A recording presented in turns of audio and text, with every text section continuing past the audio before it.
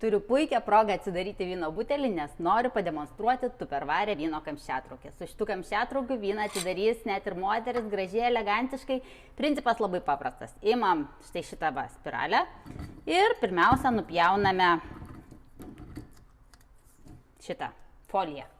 Tada dedam štai šitą vadalį, prispaudžiam va taip ranką, dedam šitą dalį su spirale ir sukam.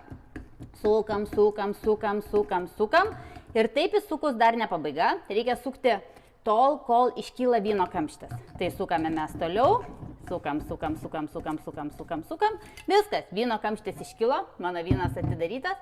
Kamštis yra va štai čia va vyno kamščiatraukį. Tai man jį bereikia atgal išsukti. tą kamštį išimti ir viskas.